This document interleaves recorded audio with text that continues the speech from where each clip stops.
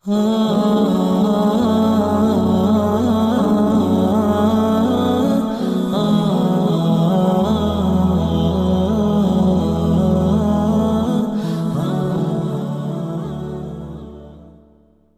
পথে সন্ধান Islamic channel.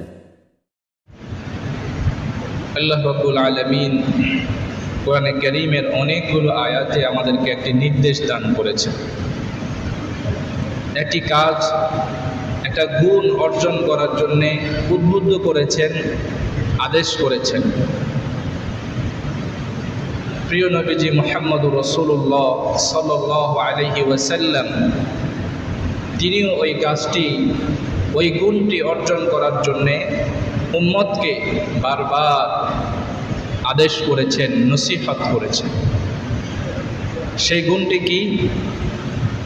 সেই গুণটি হচ্ছে এমন একটা জিনিস, এমন একটা গুণ, এই গুণটা যদি কারোর মধ্যে অর্জন হয়ে যায়, দুনিয়া এবং আখিরাতের সকল বিপদ থেকে আল্লাহ তাবারক ওয়া তাআলা তাকে সহজে মুক্তি দান করবেন। সুবহানাল্লাহ।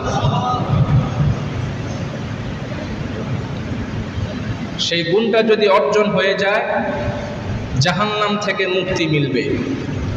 ওই গুণটা যদি অর্জন হয়ে যায়, দুনিয়ার সকল সমস্যার সমাধান আল্লাহ রাব্বুল আলামিন করে দিবেন। যদি বলেন সুবহানাল্লাহ। সেই গুণটা একটু কঠিন। সেই গুণটার নাম হচ্ছে তাকওয়া। গুণটার নাম কি? তাকওয়া। বিখ্যাত মুফাসসির আল্লামা ইবনে কাসীর রাহিমাহুল্লাহ তার কিতাবের মধ্যে লিখেছেন তাকওয়া অর্থ কি। তিনি বলেছেন, আসলুত তাকওয়া ওয়া হাকীকাতুহু আত-তাকাউই আত-তাওয়াক্কি। তাকওয়ার মূল অর্থ হচ্ছে তাওয়াক্কি মিম্মা ইয়াকরাহু, সকল অপছন্দনীয় কাজ থেকে নিজেকে বাঁচিয়ে রাখার নাম হচ্ছে তাকওয়া। বলেন সুবহানাল্লাহ। সকল অপছন্দনীয় কাজ, এটার নাম হচ্ছে তাকওয়া। এই অপছন্দনীয় কাজের মধ্যে যেমন হারাম আছে, ঠিক অপছন্দনীয় কাজের মধ্যে মাকরুহ আছে। এই হারাম, মাকরুহ, মাকরুহে তাহরিমি, মাকরুহে তানজিহি, সব রকমের অপছন্দনীয় কাজ থেকে নিজেকে রক্ষা করার নাম হচ্ছে আত-তাকওয়া। হযরত ওমর ফারুক রাদিয়াল্লাহু তাআলা আনহু তিনি একবার উবাই ইবনে কাব রাদিয়াল্লাহু তাআলা আনহু তাকে জিজ্ঞেস করলেন যে তাকওয়া অর্থ কি, তাকওয়া মানে কি? শুনলে হয়তো একটু অবাক লাগবে যে ওমর ফারুক রাদিয়াল্লাহু তাআলা আনহুর মতো ব্যক্তি তিনি অন্য সাহাবীকে তাকওয়ার অর্থ জিজ্ঞেস করছেন। তাকওয়া অর্থ কি?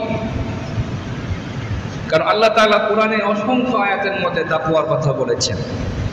আল্লাহ তাআলা বলেছেন, ইয়া আইয়ুহাল্লাযীনা আমানুত্তাকুল্লাহা হাক্কা তুকাতি, হে ঈমানদারগণ তোমরা আল্লাহকে ভয় করো, তাকওয়া অবলম্বন করো। হাক্কা তুকাতি, যতটুকু তাকওয়া অবলম্বন করা উচিত। অন্য আয়াতে আল্লাহ তাবারক ওয়া তাআলা বলছেন, ওয়া মান ইয়াত্তাকিল্লাহা ইয়াজআল লাহু মাখরাজা, যে ব্যক্তি তাকওয়া অবলম্বন করবে, ইয়াজআল লাহু মাখরাজা, আল্লাহ তাআলা তার সব মুশকিল থেকে বের হওয়ার রাস্তা বের করে দিবেন। সুবহানাল্লাহ। অন্য আয়াতে আল্লাহ বলছেন, ওয়া মান ইয়াত্তাকিল্লাহ, যে তাকওয়া অবলম্বন করবে, ইউকাফির আনহু সাইয়্যাতিহি, আল্লাহ তাআলা তার গুনাহগুলো মাফ করে দিবেন। সুবহানাল্লাহ। ওয়া ইউযিম লাহু আজরা, এবং তার প্রতিদান আল্লাহ অনেক বাড়িয়ে দিবেন। হযরত ওমর ফারুক রাদিয়াল্লাহু তাআলা আনহু কোরআনের অনেক আয়াত তাকওয়া সম্পর্কে পড়ে তিনি উবাই ইবনে কাবকে জিজ্ঞেস করলেন। তো তিনি কেন জিজ্ঞেস করলেন? তিনি কি জানতেন না হযরত ওমর ফারুক এমন একজন ব্যক্তি ছিলেন যার মধ্যে কোনো রকমের লৌকিকতা ছিল না। বলেন সুবহানাল্লাহ। তিনি লোক দেখানোর জন্য কোনো কাজ তিনি করতেন না। তার যেই সামর্থ্য ছিল সেই অনুযায়ী তিনি কাপড় পরতেন, যেমন সামর্থ্য ছিল সেই অনুযায়ী তিনি তার খাবার দাবার সহ সব কাজ করতেন। লৌকিকতা পরিপন্থী তিনি একজন মানুষ ছিলেন, লৌকিকতা অবলম্বন করতেন না। আমরা কিন্তু অনেক লৌকিকতা অবলম্বন করি মানুষকে দেখানোর জন্যে। আমার সামর্থ্য নাই, তারপর আমি মানুষ দেখানোর জন্য ঋণ করে আমি লৌকিকতা করি। হযরত ওমর ফারুক রাদিয়াল্লাহু তাআলা আনহু, তার মধ্যে লৌকিকতা ছিল না। আরেকটা বড় লৌকিকতা হচ্ছে জ্ঞানী লোকেরা করে, যে তারা বোঝাতে চান যে উনি জানেন না এমন কোনো জিনিস পৃথিবীতে নাই,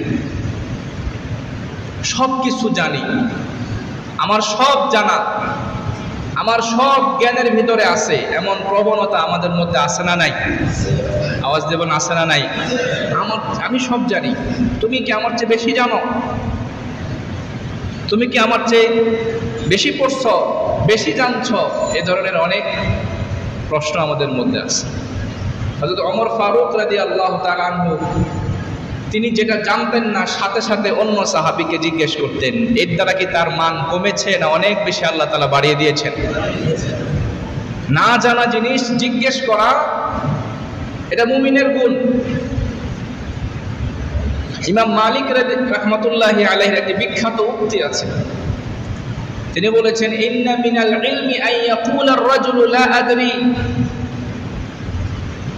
একবার এক লোক তাকে জিজ্ঞেস করেছিল একটা মাসআলা, তিনি বললেন লা আদরি, আমি জানি না।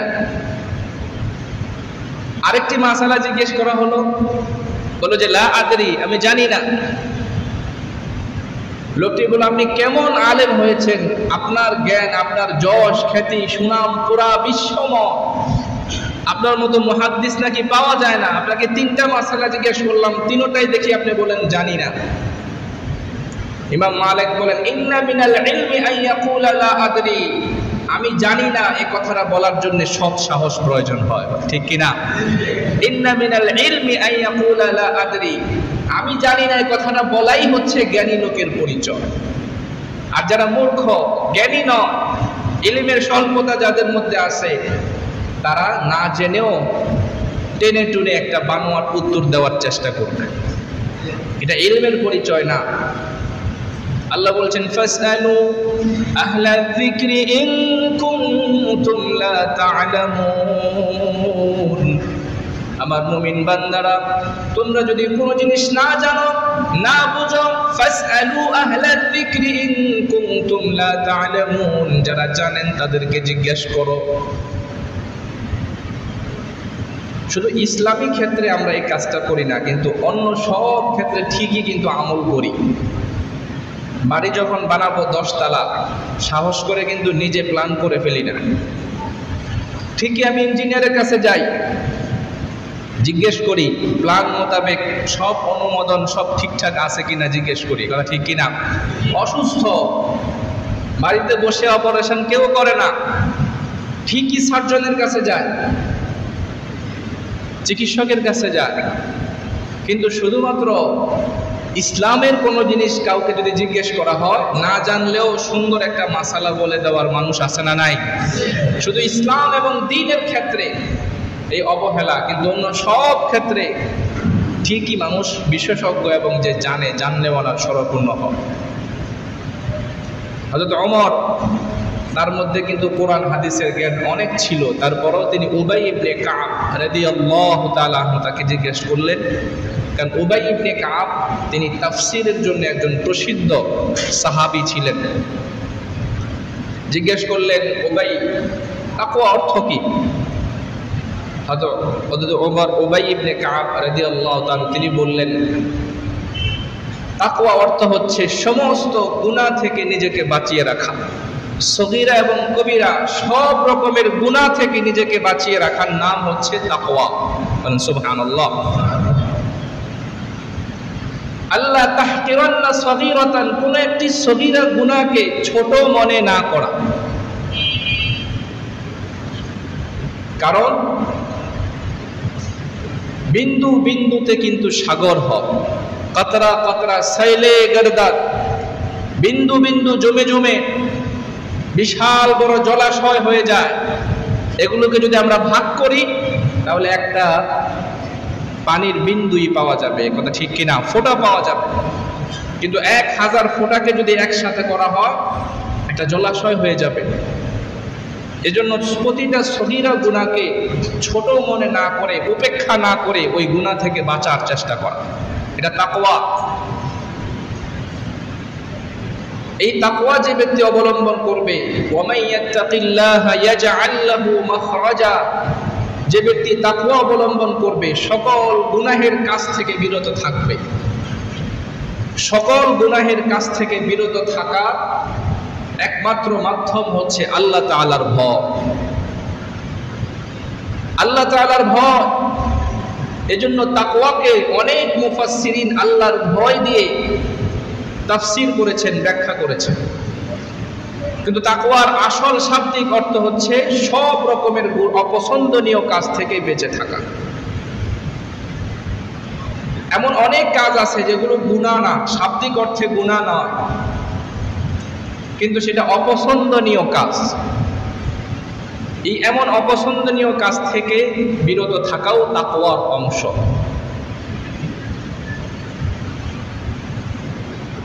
আল্লাহ রাব্বুল আলামিন কোরআনে কারীমের অসংখ্য আয়াতের মধ্যে আমাদেরকে তাকওয়ার জন্য উদ্বুদ্ধ করেছেন। যারা তাকওয়া অবলম্বন করবে আল্লাহ বলেছেন ওয়ায়ারযুকুহু মিন হাইসু লা ইয়াহতাসিব, আল্লাহ রাব্বুল আলামিন তাদেরকে রিজিক দান করবেন। মিন হাইসু লা ইয়াহতাসিব, এমন ভাবে রিজিক দান করবেন লা ইয়াহতাসিব, তার কল্পনাও আসবে না যে কিভাবে আমার কাছে এই রিজিকটা আসলো। বলেন সুবহানাল্লাহ। আর যারা আল্লাহকে ভয় না করে লোভের বশবর্তী হয়ে গুনাহের কাজ করবে, আল্লাহ রাব্বুল আলামিন তাদের অর্থের সংখ্যার দিক থেকে বৃদ্ধি পেলেও এই অর্থের যে ওজন, যে কর্মফল, কার্যকারিতার দিক থেকে অর্থগুলোকে আল্লাহ তাআলা ছোট বানিয়ে দিবেন, কম বানিয়ে দিবেন।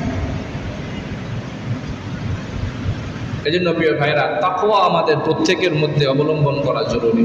আল্লাহর ভয়, আল্লাহর ভয় নিজের মধ্যে আসা, এর বহির্প্রকাশ ঘটবে সব রকমের গুনাহ থেকে। সগীরাতান কানাত আও কাবীরাতা, ছোট হোক বড় হোক, সব রকমের গুনাহের কাছ থেকে নিজেকে বাঁচিয়ে রাখা। এই পৃথিবীটা আল্লাহ রাব্বুল আলামিন আমাদেরকে পাঠিয়েছেন। আল্লাহ বলছেন লিনাবলুয়াকুম আইয়ুকুম আহসানু আমালা, আমি তোমাদেরকে পরীক্ষা করব, আমি দেখব আইয়ুকুম আহসানু আমালা, তোমাদের মধ্যে কে সবচেয়ে সুন্দর আমলের অধিকারী। যদি বলেন সুবহানাল্লাহ। সুন্দর আমল আল্লাহ পরীক্ষা করবেন। ফিল বাসাই ওয়াদ দাররা, এই পরীক্ষাটা শুধু বিপদ দিয়ে হয় না। এই পরীক্ষাটা যেমন বিপদ দিয়ে আল্লাহ করেন, আবার বিপদ কাটিয়ে দিয়ে।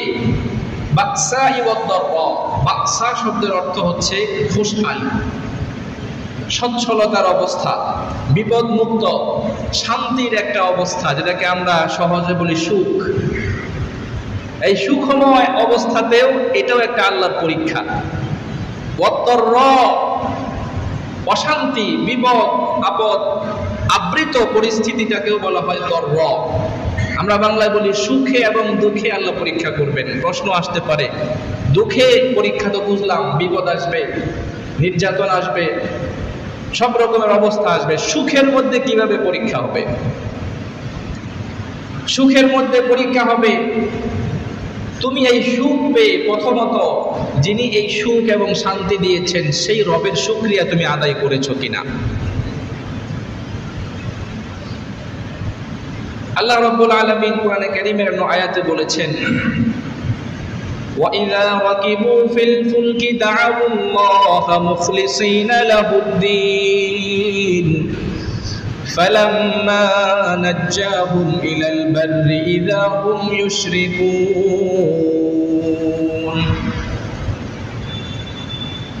অনেক সময় লোকেরা বিপদে পড়ে, মাছ সমুদ্রের মধ্যে তুফানের কবলে পড়ে যায়, সাগরের অথই সাগরের ঢেউয়ের মধ্যে যখন তাদের যেই নৌযান যখন লাফাতে থাকে, নিঃশ্বাস যখন কণ্ঠর মধ্যে এসে বেজে যায়, তখন সবাই এক বাক্যে আল্লাহ আল্লাহ ডাকতে থাকে।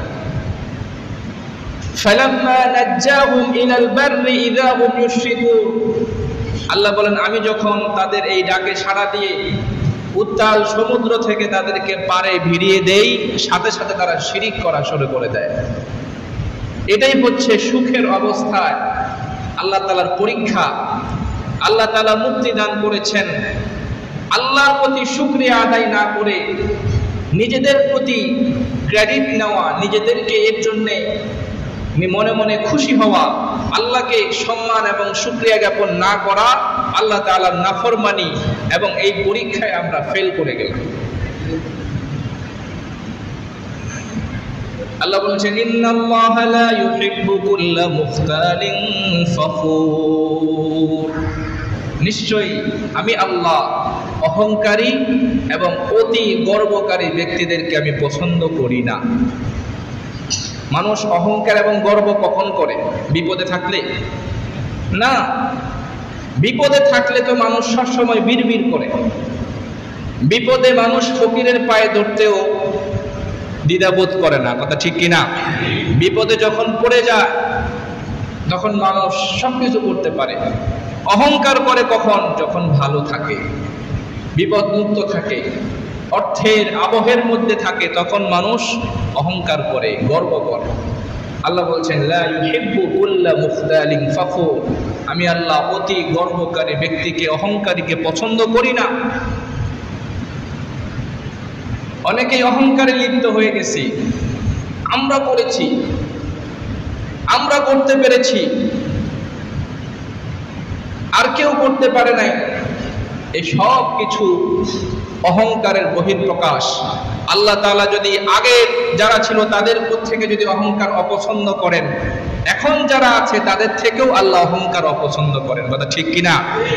ইন্নাল্লাহ লা ইউহিব্বু কুল্লা মুখতালিন ফখুর, অহংকারীকে আল্লাহ পছন্দ করেন না, সীমা লঙ্ঘনকারীকে আল্লাহ পছন্দ করেন না। সীমা লঙ্ঘন মানুষ যখন জোশে থাকে, ক্ষমতায় থাকে, অনুকূল অবস্থায় থাকে, তখন মানুষ সীমা লঙ্ঘন করে। আল্লাহ বলছেন লা তা'তাদি, তোমরা সীমা লঙ্ঘন করো না। সীমা লঙ্ঘন আল্লাহ রাব্বুল আলামিন পছন্দ করেন না। ওয়ালা তাহসাবান্নাল্লাহা গাফিলান আম্মা ইয়া'মালুয যালিমুন, আল্লাহ তাআলা এক মুহূর্তের জন্য ঘুমান না, নিদ্রাচ্ছন্ন হন না, তন্দ্রাচ্ছন্ন হন না। সর্বদাই তিনি আল হাইয়ুল কাইয়ুম, জীবিত, শুধু জীবিত না, কাইয়ুম, পুরা পৃথিবীর কর্তৃত্ব এবং নিগরানি করছেন। বলেন সুবহানাল্লাহ। আল হাই শব্দের অর্থ হচ্ছে জীবিত। তিনি শুধু আল হাই না, আল কাইয়ুম। কাইয়ুম শব্দের অর্থ হচ্ছে অভিভাবক, গার্ড। হলে যখন ছাত্ররা, শিক্ষার্থীরা পরীক্ষা দেয় তখন গার্ড থাকে না, চিফ গার্ড। সামান্য সময়ের জন্য সে কোথাও যায় না, গেলেও অন্যজনকে নিগরানির জন্য দিয়ে যায়, গার্ডের জন্য ঠিক করে যায়। ঠিক এই পরীক্ষার হল দুনিয়া হচ্ছে আল্লাহ রাব্বুল আলামিন আল কাইয়ুম, পুরাটা একসাথে নিগরানি করছেন, অভিভাবকত্ব করছেন, পাহারা দিচ্ছেন। ঠিক আগে যেমন আল্লাহ তাআলার পাহারা ছিল, এখনো আল্লাহ রাব্বুল আলামিনের পাহারা আছে না নাই? এজন্য সীমা লঙ্ঘন কারো থেকে কাম্য নয়। যেই সীমা লঙ্ঘন করবে আল্লাহ তাবারক ওয়া তাআলা ধরার মধ্যে চলে আসবে। যে জন্য বলছিলাম তাকওয়া। তাকওয়া হচ্ছে দুনিয়া এবং আখিরাতের রক্ষা কবচ। এই তাকওয়া যার মধ্যে চলে আসবে, আল্লাহ বলছেন ইন্নালিল মুত্তাকিনা ইনদা রাব্বিহিম জান্নাতিন নাঈম, মুত্তাকিদের জন্য আমি আল্লাহ জান্নাতুন নাঈম, নিয়ামতপূর্ণ অসংখ্য জান্নাত আমি আল্লাহ সাজিয়ে রেখেছি। বলেন সুবহানাল্লাহ। আল্লাহর ভয় যাদের অন্তরে থাকবে তাদের দ্বারা কোনো সীমা লঙ্ঘন হবে না, জুলুম হবে না, কারো সম্মানহানি হবে না, ওজনে সে কম দিবে না, সুযোগের সদ্ব্যবহার করে মানুষকে দ্রব্যমূল্যের দাম অযৌক্তিকভাবে বাড়িয়ে মানুষকে কষ্ট তাকওয়া অবলম্বনকারী দিবে না। এজন্য তাকওয়াকে বলা হয় আল্লাহর ভয়। আল্লাহর ভয় যদি কারোর মধ্যে থাকে, তার এই যে আমাদের সমাজে দুর্নীতি, অপনীতি, লুণ্ঠন, লুটপাট, এটা যদি আমাদের মধ্যে তাকওয়া থাকতো, তাহলে এই ধরনের অপকর্মগুলো করা সম্ভব হতো? অসম্ভব ছিল। কারণ আমি যদি সুযোগে সদ্ব্যবহার করে মানুষের মালামাল লুট করি, কেউ দেখে না, দেশে আইন শৃঙ্খলা নাই, মামলা মোকদ্দমা অবস্থা নাই মনে করেন, কিন্তু তার অন্তরে যদি আল্লাহর ভয় থাকে, তাহলে মুহূর্তের মধ্যে সে এই লুণ্ঠন থেকে, এই অপকর্ম থেকে, চুরি ডাকাতি থেকে মুহূর্তের মধ্যে সে নিজেই বিরত থাকত। কিন্তু তাকওয়া আমাদের মধ্যে না থাকার কারণে, আমাদের মধ্যে আল্লাহর ভয় না থাকার কারণে সব রকমের অপকর্ম আমাদের দ্বারা সংঘটিত হয়। এজন্য প্রিয় নবীজি মুহাম্মদুর রাসূলুল্লাহ সাল্লাল্লাহু আলাইহি ওয়া আলিহি ওয়াসাল্লাম বলেছেন, ইয়া আইয়ুহান নাস, হে আমার উম্মত, হে সকল মানুষেরা, ইত্তাকুল্লাহ, আল্লাহকে ভয় করো, তাকওয়া অবলম্বন করো, ওয়া আতিউ, এবং আনুগত্য করো। আনুগত্য করা প্রয়োজন। কেউ যদি কাউকে না মানে, সবাই যদি সবার মতো করে চলি, তাহলে এই পৃথিবীর শৃঙ্খলা নষ্ট হয়ে যাবে। এই জন্য আল্লাহর হাবিব সাল্লাল্লাহু আলাইহি ওয়াসাল্লাম বলেছেন, উসিকুম বিত্তাকওয়া ওয়াস-সামঈ ওয়াত-তাআ, আমি তোমাদেরকে ওসিয়ত করছি, আদেশ করছি, বিত্তাকওয়া, আল্লাহর ভয় অর্জন করো, ওয়াস-সামঈ, এবং আনুগত্য করো। শুনো, আমরা কেউ শুনতে চাই না, শুধু বলতে চাই। কেউ মানতে চায় না, শুধু মানাতে চাই। এজন্য রাসূলুল্লাহ বলেছেন, উসিকুম বিত্তাকওয়া ওয়াস-সামঈ ওয়াত-তাআ ওয়া ইন তাআম্মারা আলাইকুম আবদুন, শুনো, মানো, মানার গুণ অর্জন করো। যদি তোমাদের উপর কোনো কৃতদাসকেও প্রধান বানিয়ে দেওয়া হয়, আমির বানিয়ে দেওয়া হয়, সেই কৃতদাসকেও তোমরা মান্য করো, আনুগত্য করো। কারণ আমিরের আনুগত্য করা আর আল্লাহ এবং আল্লাহর রাসূলের আনুগত্য করার শামিল। জোরে বলেন সুবহানাল্লাহ। এজন্য দায়িত্বশীলদের আনুগত্য করতে হবে, সবাই সবার মতো না হয়ে ওয়াস-সামঈ ওয়াত-তাআ, শোনা, অনুগত থাকা, এটা একজন মুত্তাকি পরহেজগারের আমল। এজন্য আল্লাহ তাআলা আমাদের সকলকে মুত্তাকি হওয়ার তৌফিক দান করেন। সকলে বলি আমিন। মুত্তাকিরা জান্নাতে থাকবে। ইন্নাল মুত্তাকিনা ফি জান্নাতিন ওয়া উয়ুন, আল্লাহ বলছেন মুত্তাকিরা থাকবে জান্নাতে, ওয়া উয়ুন, শুধু জান্নাতে না। জান্নাত শব্দের অর্থ হচ্ছে বাগান। জান্নাত শব্দের অর্থ কি? বাগান। আল্লাহ রাব্বুল আলামিন মুত্তাকিদেরকে বাগান বেষ্টিত বাসস্থান দান করবেন। শুধু বাগান বেষ্টিত না, সেই বাগানটা হবে জলধারা একবারে পার ঘেঁষা। যদি বলেন সুবহানাল্লাহ। এজন্য আল্লাহ বলছেন ফি জান্নাতি ওয়া উয়ুন, আইনুনের বহুবচন হচ্ছে উয়ুন। উয়ুন শব্দের অর্থ হচ্ছে ঝর্ণা, নদ নদী। এগুলোর মূল ধারা হয় পাহাড়ি ঝর্ণা। পাহাড়ি ঝর্ণা থেকে নদী সূত্রপাত হয়ে একে বেঁকে নদী বিভিন্ন দিকে চলে যায়। ঠিক জান্নাতেও কিন্তু নহর থাকবে, নদ নদী থাকবে, ঝর্ণা থাকবে। যেই ঝর্ণার পানিগুলোর হবে স্পষ্ট রূপার মতো কালার হবে। বলেন সুবহানাল্লাহ। আল্লাহ বলছেন ইন্নাল মুত্তাকিনা ফি জান্নাতিন ওয়া উয়ুন, নিশ্চয়ই মুত্তাকিরা এমন বাগানের মধ্যে থাকবে যেই বাগানগুলো পাহাড় ঘেঁষা ঝর্ণা ধারার সাথে ঘেঁষা থাকবে। তারা সেখানে আরাম করবে, তাদের সব চাহিদা আল্লাহ তাআলা পূরণ করবেন মুত্তাকিদের। তাকওয়া অর্থ সংক্ষেপে আমরা মনে রাখবো সব রকমের অপছন্দনীয় কাজ থেকে নিজেকে বিরত রাখা। আল্লাহর ভয়ে, আল্লাহর ভয় না থাকলে কি হয় আমরা সবাই দেখছি। বড়